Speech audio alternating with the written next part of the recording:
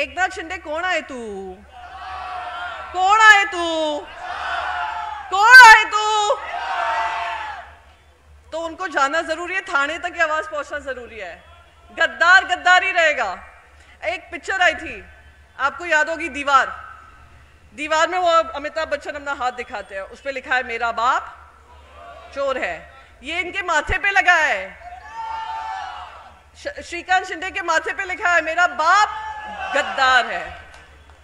तो मैं बस इसमें ज्यादा बोलना नहीं चाहूंगी। जनता बहुत समझदार है, जनता के विवेक पे छोड़ना चाहूंगी। पर आपको 4 चीजें याद दिलाना चाहूंगी, छोटे में, संक्षिप्त में। जब 2014 में नरेंद्र मोदी जी का प्रचार हो रहा था, कौन से 4 वादे थे नरेंद्र मोदी जी ने आपके साथ किए थे? बहुत हुई महंगाई की अब की बार। अब आपको कहना है महंगाई अपरंपार, मोदी जी तडीपार।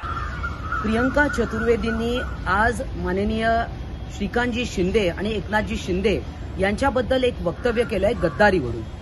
मी त्यांना विचारू इच्छिते की तुम्हाला लोकसभा लढायची होती, आत्ता अनेक वर्षांपासून त्या प्रयत्नात आहे की त्यांना गोरेगाववरून निवडणूक लढायची आहे आणि आत्ता जिकडे रवींद्र वायकर यांना तिकीट दिलेलं आहे शिवसेनेने, तिकडून त्यांना खासदारकी देखील लढायची होती आणि असे ते प्रयत्नात होते की शिवसेनेकडनं उमेदवारी मिळावी, कारण त्यांना लोकसभेत जायचं आहे आणि माहिती आहे की मोदी लाट आहे, आपण जिंकून येणार।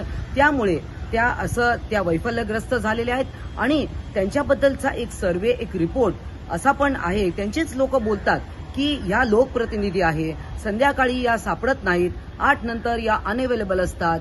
तर अशा काय गोष्टी आहेत त्यांच्याबद्दल की त्या संध्याकाळी सापडत नाहीत? एक लोकप्रतिनिधी, आमचे शिंदे साहेब 24/7 अवेलेबल असतात, श्रीकांतजी शिंदे 24/7 अवेलेबल असतात। मग ह्या का लोकांना अवेलेबल नसतात? मग यांना जर का खासदारकी लढायची आहे तर यांनी विचार करायला पाहिजे की आपल्याबद्दल लोक काय बोलतात, त्यांच्याबद्दलचे जे रिपोर्ट्स आहेत ते काय सांगतात, त्यांनी याच्याबद्दल उत्तर द्या।